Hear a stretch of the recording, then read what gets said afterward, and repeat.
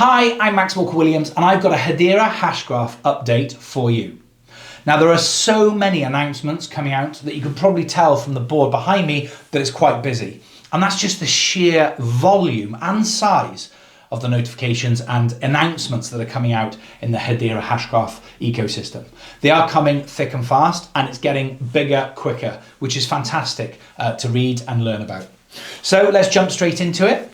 Davos. It seems like an eternity since I was there, but it was only a couple of months ago. I ran a poll on Twitter, you guys voted, and you decided that I should drive to Davos and meet some of the people at Hedera House and the surrounding area, which I of course did. It was great to witness big business.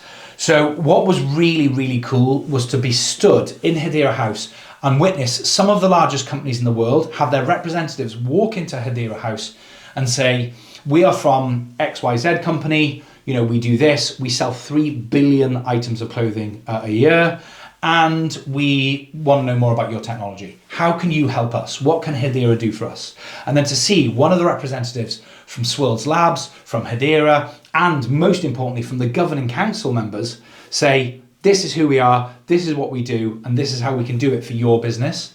And then the people go, wow. And even better than that was Avery Dennison having their use case live and having a physical, real world example in the corner of Hedera House. And I wish I could tell you the name of the company, but I can't at the moment because I believe I wasn't part of the meeting, but I believe the meeting went incredibly well. So I don't want to jump the gun for anyone. But XYZ company said, wow. And they said, yeah, come and have a look actually. Is this the kind of thing you're looking to do? Get your phone out, scan the QR code. They had a look and they went, yeah, that's it.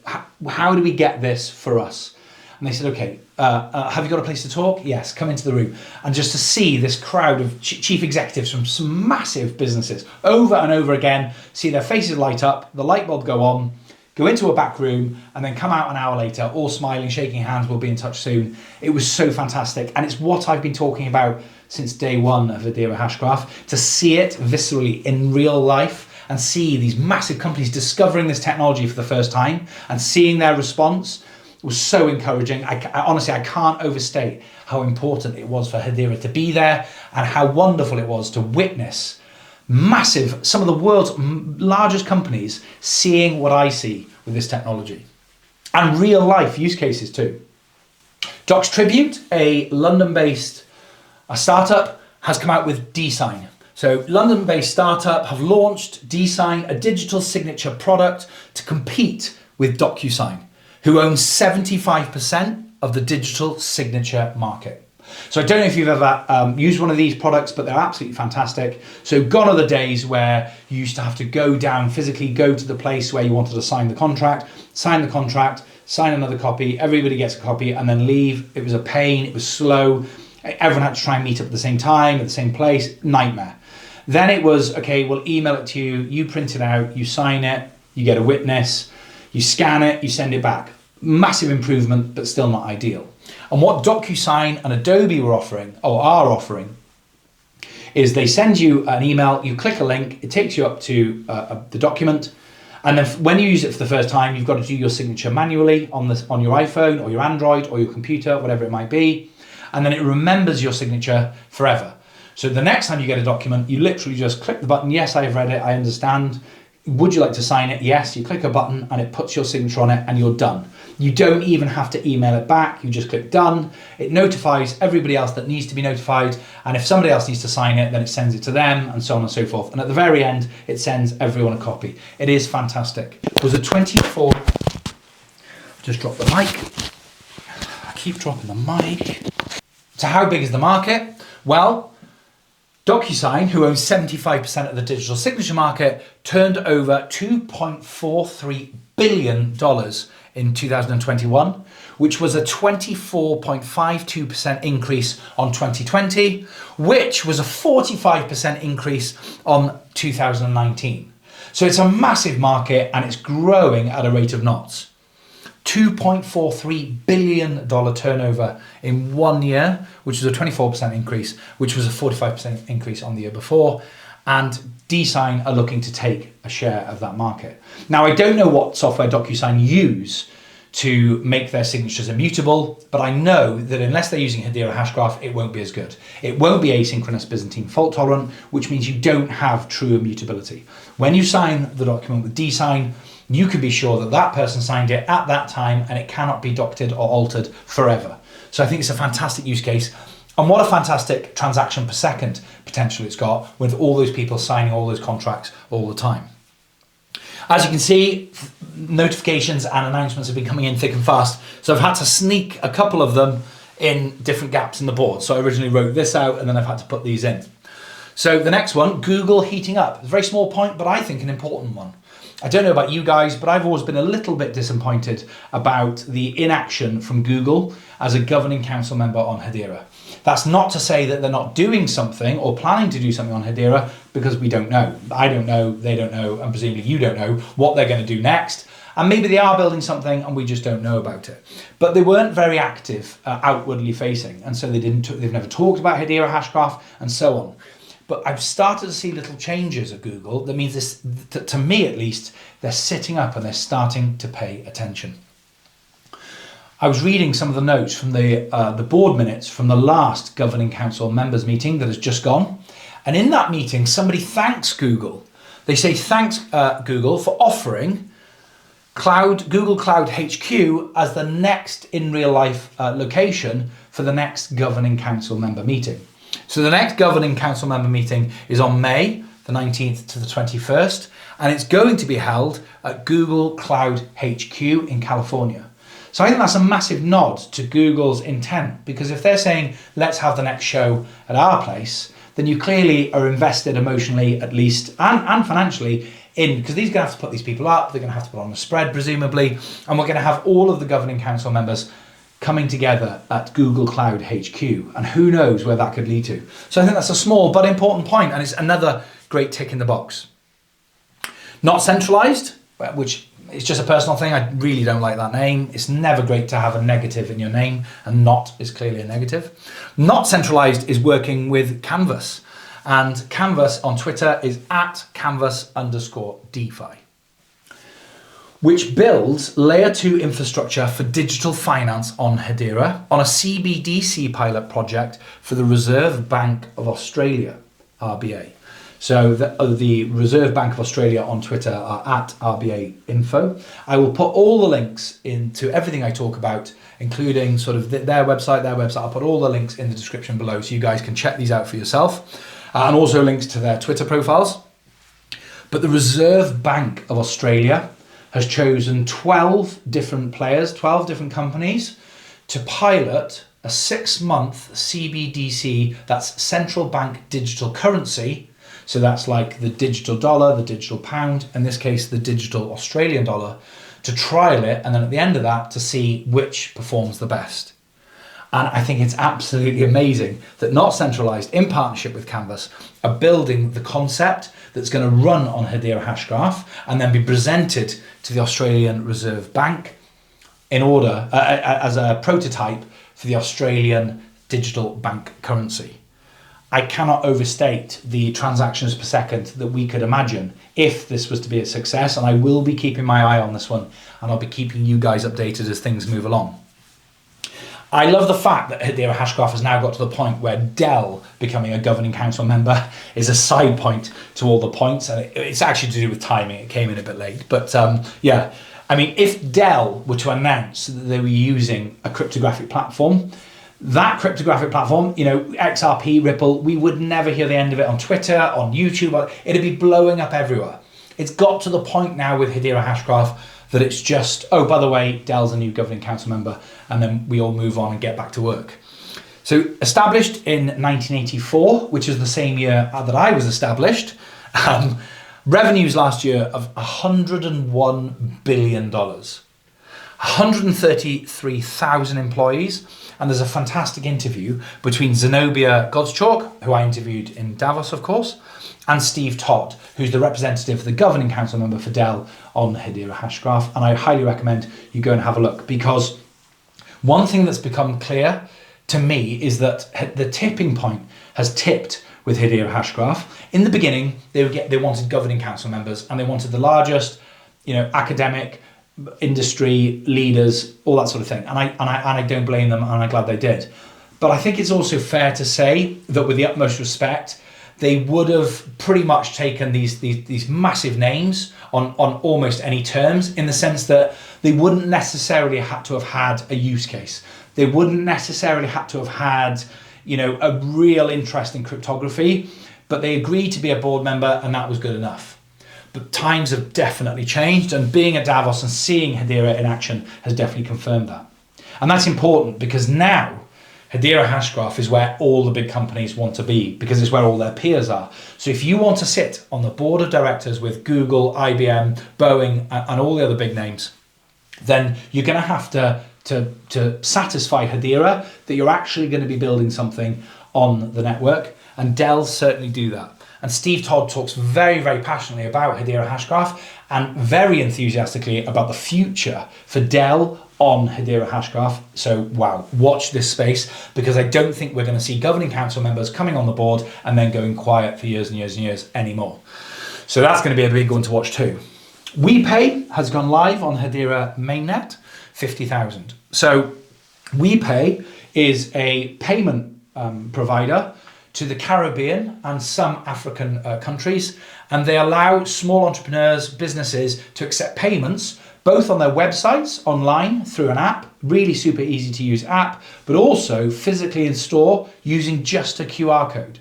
So you own a business, a small business, in the Caribbean, and you might not even have electricity, but if you have a mobile phone and a QR code, your customers can pay you online, which I think is absolutely fantastic, empowering people who otherwise would struggle to accept digital payments. And they're going live with 50,000 businesses signed up already. So again, another massive potential transaction per second use case. The Coupon Bureau. So the Coupon Bureau is a great example of there was a lot of noise and a lot of fuss back in the day when there were less announcements in the Hedera Hashgraph space, and everybody, rightly so, was incredibly excited about the Coupon Bureau. And then we haven't really heard too much since. That's just changed. The Coupon Bureau is launching the Universal Coupon. Brandy Johnso, CEO of the Coupon Bureau, said in an interview with the Food Industry Association, www.fmi.org, that's the Food Industry Association, the solution that was created and is currently being implemented is called the Universal Coupon. It is essentially an industry-wide single source of truth for cloud-validated coupons. What a fantastic quote. It can be scanned digitally on a mobile device or even presented in paper form. I love this, a single source of truth. So the Coupon Bureau has been working furiously but quietly in the background, and they've brought out this universal coupon. So it's a digital coupon, and no more will you have to tear out things in the newspaper or whatever. You'll have an app to Walmart or wherever it might be, whoever uses the Coupon Bureau, and there are thousands of massive businesses, many large retailers, which I'll go onto in a second, and you can use the app and they scan it and then it's done. And it can't be frauded, it can't be cheated, and you get your discount and the company gets your business. So what an amazing use case. And again, I keep saying it, but another massive, this one is one of the biggest, not as big as the Australian digital bank, potentially, but still a massive use case for America. Many large retailers, as well as regional chains and local chains, are actively working to connect to the CB database. That's the Coin Bureau database. Many large manufacturers are also looking to drop national A18112 consumer promotions. So that's the code for the Universal Coupon. And that's a direct quote from the CEO of the Coupon Bureau. Many large retailers, as well as regional chains and local chains, are actively working to connect to the Coin Bureau database. Many large manufacturers are also looking to drop national consumer promotions, all on the Hedera Hashgraph network. Okay, Max, this is all fantastic, but what does it mean in numbers, in value, and what does it potentially mean for the transactions per second for Hedera Hashgraph? Good questions. Let's have a look. $467 billion of coupons were issued last year in America alone. That's nearly $500 billion worth of coupons. 145.3 American adults used at least one coupon last year, which equates to about half the population. That's up 21.29% on the year before, and of course it is, because with the cost of living crisis that we're all going through, people are looking to maintain their living standards, and of course they are. And if you want to buy the products that you know and love and the prices are going up, what are you going to do? You're going to look to discounts, coupons, and ways around. And so I only see the demand for coupons going up in the coming years. So how do we work out transactions per second? Well, the average value of a coupon redeemed last year was $9.5, $9.50. So if you take $467 billion divided by 9.5, you get 49,157,894,736 coupons.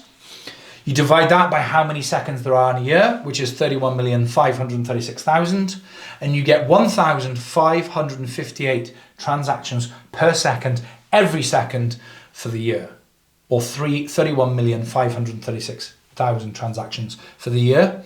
And that's if everybody redeems every coupon, of course, which doesn't happen. But it kind of gives you an idea of the value and the scale of this use case. It's mind-blowing, and this alone equates to one whole successful cryptographic platform on its own. You know, if you had a startup crypto project and this was their use case, you know, they're impressive numbers. And it's one relatively small use case out of hundreds of and nearly thousands of huge use cases, like Dell coming on, like Google heating up, like not centralized, like the Australian government, if that is successful. Okay, moving over to the other side of the board. Where are we? Okay, so this is an interesting one. And this is a really interesting one with the timing because of where we are with Ripple, XRP, and the SEC. That case is, a lot of people believe that case is coming to an end, and people are nervous about regulation. What does that mean for the price of HBAR? Does it become a security? What's going to happen? And I think, although not not a silver bullet, not the whole piece of the puzzle, it's certainly a big one, and you'll understand why.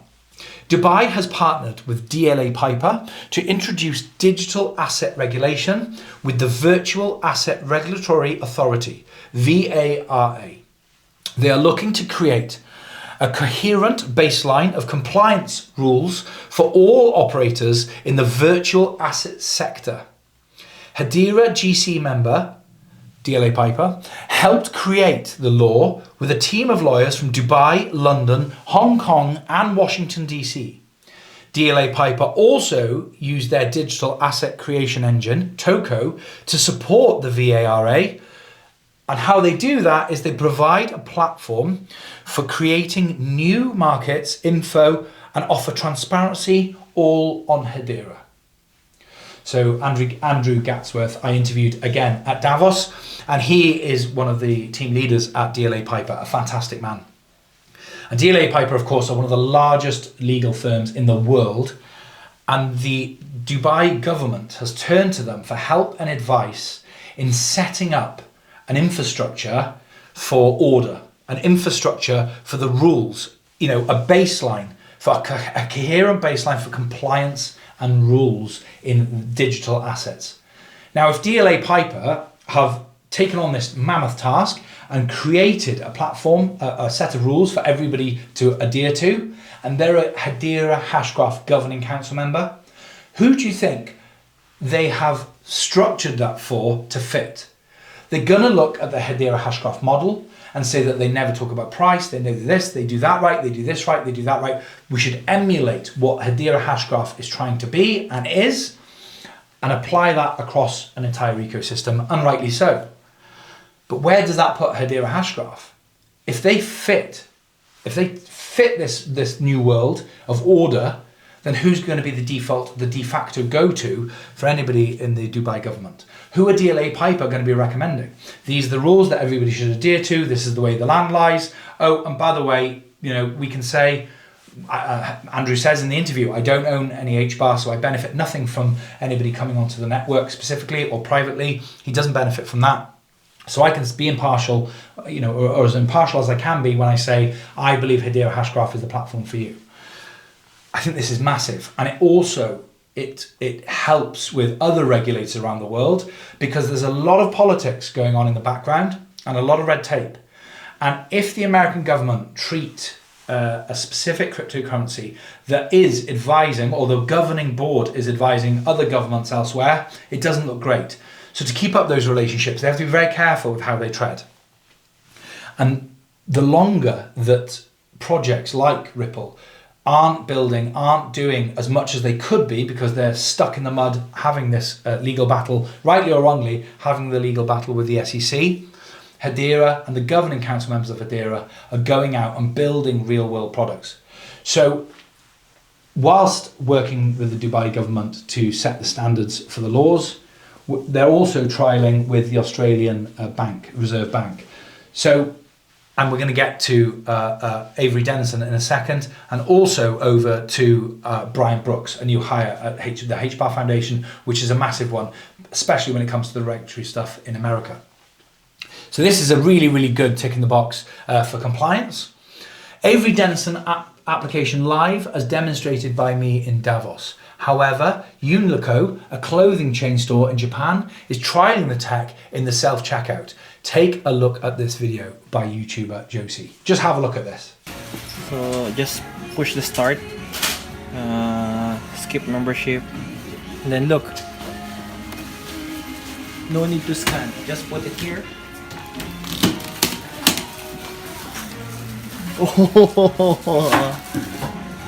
So you might have seen on Twitter and on TikTok and Instagram people throwing things now into these shopping baskets, and rather than at the self-checkout, rather than have to scan the code, you can just chuck it in the basket. But it's so much more than that, as you've just seen in the video. You slip the basket in, it scans everything in the basket, and then it tells you how much you need to check out, and it does it in seconds on the Hedera Hashgraph platform.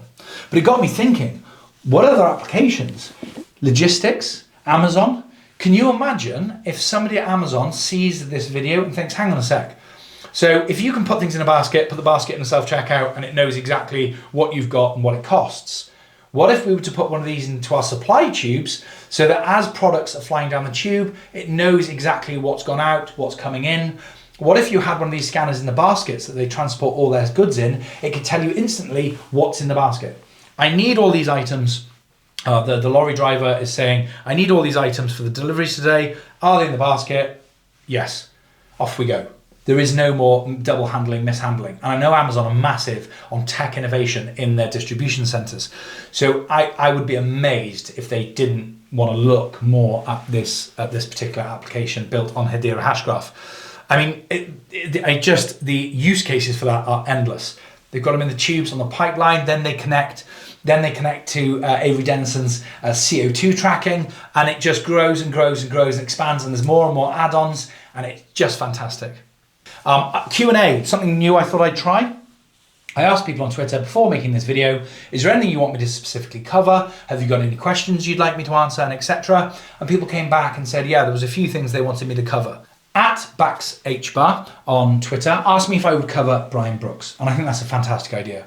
So you won't probably have heard of Brian Brooks, but Brian is a super heavyweight in the financial world, and the HBAR Foundation have just hired him.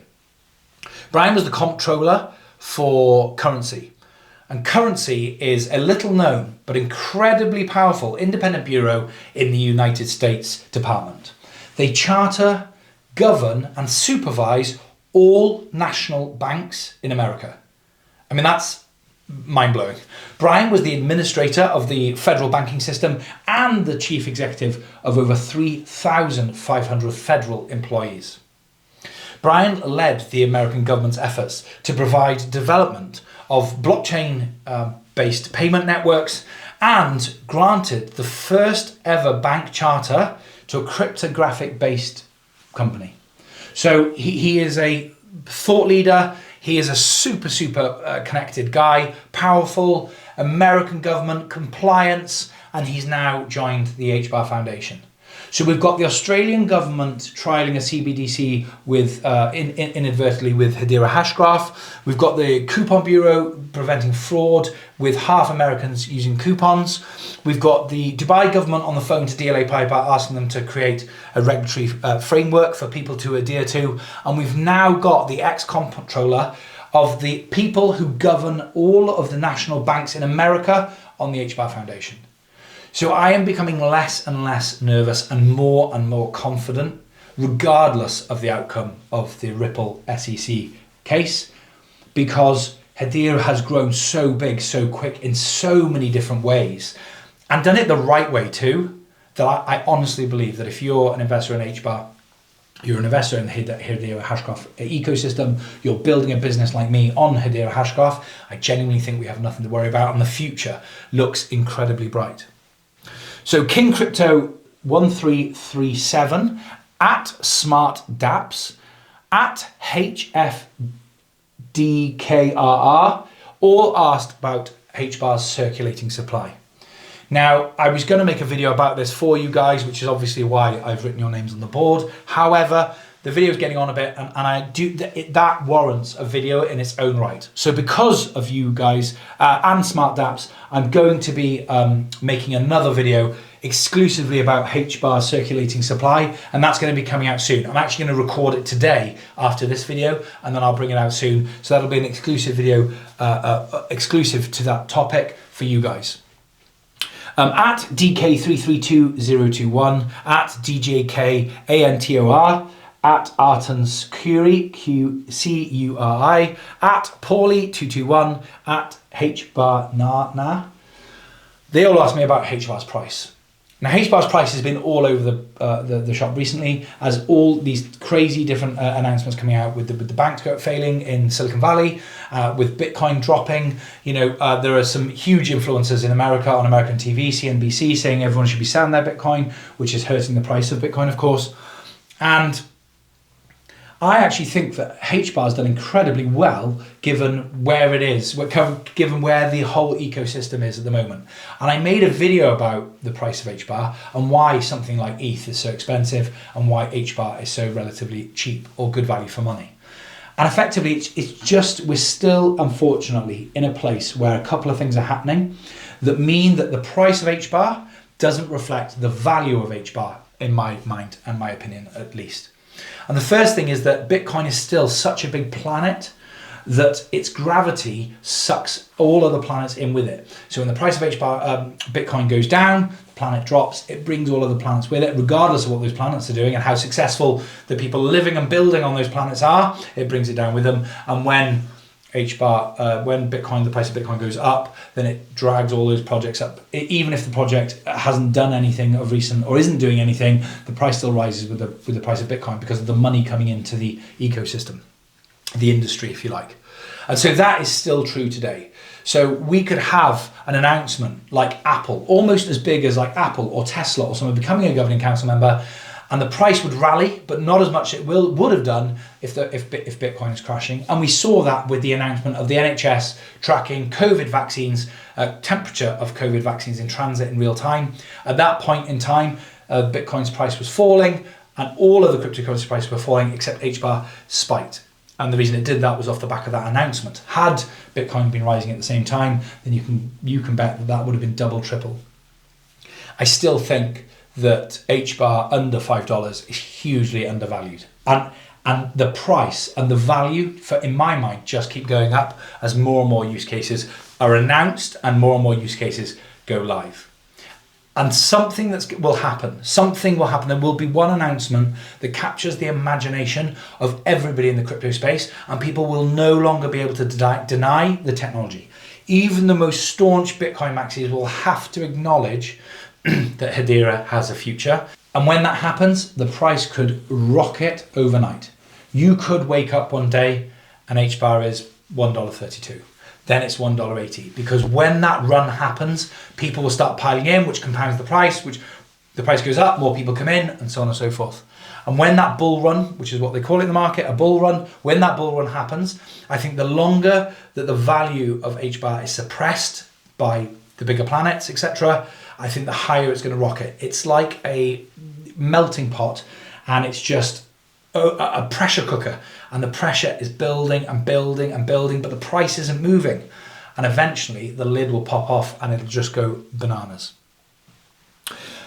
At Hashport Network, I think that these guys are fantastic, and they reached out to me and said, can you talk about us in your video? But again, much like the HBAR circulating supply, I believe it warrants its own video. So I'm going to do a video on the Hashport Network very, very soon.